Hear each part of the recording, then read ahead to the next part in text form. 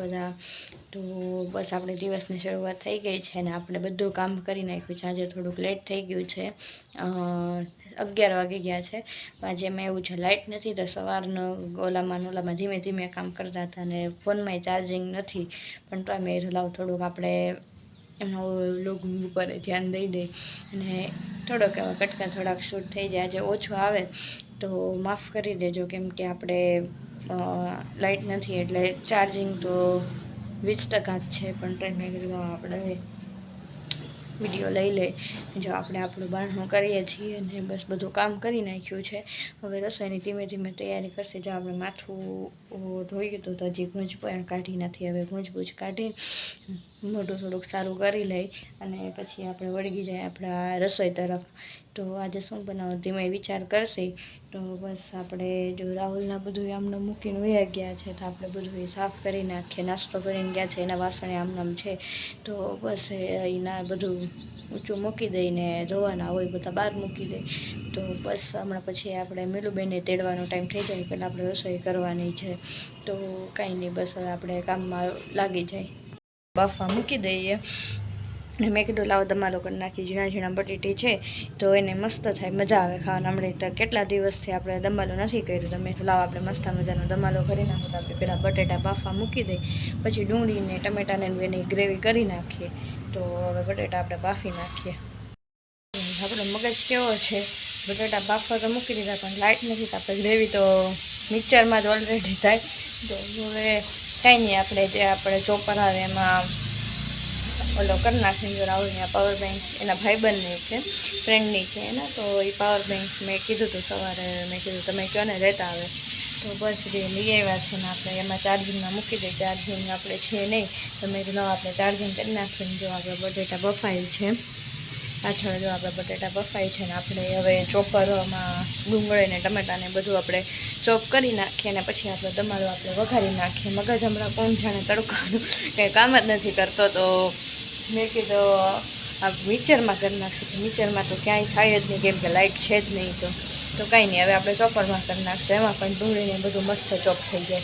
ઝીણું ઝીણું શું પણ એટલું ઓલું રહી જાય. એના કરતાં મેં કીધું આપણે ચોપરમાં જ ચોપ કરી નાખશું. જો ગાઈસ થઈ ગયા છે સાંજના 7:30 અને આપણે રસોઈ કરીને ખીચડી મૂકી દીધી છે અને દીવા ધૂપ કરી નાખ્યા છે. આપણે મમ્મીને પૂછીએ છીએ શું બનાવવું છે. ખીચડી તો મૂકી દીધી. મમ્મી હવે શું કરવું છે? શાક બનાવો. શેનું કરવું? દમાલું પડ્યું છે બપોરનું. રોટલી 6-7 છે, ભાખરી કરવી છે, શાક શેનું કરવું છે? ડુંગળી બટાકા. તો હાલો ખીચડી થઈ જાય તો ડુંગળી બટાટા સુધાર નાખું. હાલો આપણું ફાઇનલ થઈ ગયું. ભાખરી કરવી છે ને, તો ડુંગળી બટાટાનું શાક, ભાખરી ને ખીચડી. હાલો બધા જમવા. મમ્મી કરે છે બાંધણો અને આપણે માંડી દીધી રસોઈ અને હાલવા ટીવી જોતા જાય. Next day. Guys good morning, જય શ્રી કૃષ્ણ, જય માતાજી. કેમ છો બધા? તો સ્વાગત છે તમારું મારા નવા બ્લોગમાં. તો જ આજની દિવસ આપણી શરૂઆત થઈ ગઈ છે અને આપણે નાહી ધોઈને કમ્પ્લીટ થઈ ગયા છે. આજે થોડુંક મોડું થઈ ગયું છે, તો આપણે ઝટઝટ બધું કામ કરી નાખીએ. અને પહેલાં તો જે આપણે નાસ્તો કરવાનો છે, મીરુબેન પણ ઉઠી ગયા છે. મોડું એટલે કામ કરવામાં મોડું થઈ ગયું છે, તો કાંઈ વાંધો નહીં. આપણે આમે તે મીરુબેન જતા રહે પછી જ આપણે કામ કરીએ છીએ, કેમ કે એને તે બાલ મંદિરે મેકવા જવાની હોય ત્યાં લગી આપણે ચા નાસ્તો ને બધું કરી લઈને જે વાસી કામ હોય બધું આપણે પતાવી લઈએ. તો બસ આજના દિવસની શરૂઆત આપણે થઈ ગઈ છે.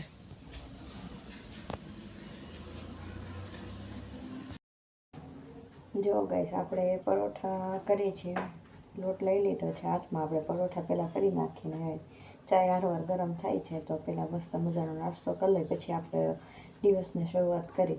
કેમ કે નાસ્તો તો પેટ પૂજા કર્યા વગર તો કંઈ આપણને ઓલું થાય નહીં. તો આપણે મસ્ત મજાના પરોઠા કરી નાખીએ કડક, અને ગરમ ચા થઈ જાય એટલે આપણે નાસ્તો કરવા બેસી જાય. મીરુબેનને કરી નાખી ભેગું એટલે એને પણ પછી વાંધો ન આવે. હાલો ચા નાસ્તો કરવા. ગાઈસ આપણે અડદની દાળ જો આપણે પલાળી દીધી છે, કેમ કે પલાળી જાય તો ઝટ બફાઈ જાય. આપણે અડદની દાળને પલાળી નાખી છે અને બસ હવે આપણે કામ પતી ગયું છે. હવે આપણે થોડી વાર આપણે બારણું કરીને પછી આપણે રસોઈ કરી નાખશી. 11 સવા 11 પણ આપણે રસોઈ માણશી તો આપણે 12 વાગ્યામાં આરામથી આપણે પતી જાય. શાક રોટલીને ભાત કરવાના છે ખાલી. તો બસ હવે આની સાથે મારા બ્લોગનો એન્ડ કરું છું. તો કેવો લાગ્યો મારો બ્લોગ મને કોમેન્ટમાં કહેવાનું ભૂલતા નહીં, અને મારી ચેનલને સબસ્ક્રાઈબ કરી દેજો, અને જેમ બને મારી વિડીયોને આગળ વધારજો. તો કંઈ નહીં, હવે બીજો બ્લોગ તમને બીજા વિડીયોમાં મળશે. તો બસ સપોર્ટ કરજો. બાય બાય બધાને. જય શ્રી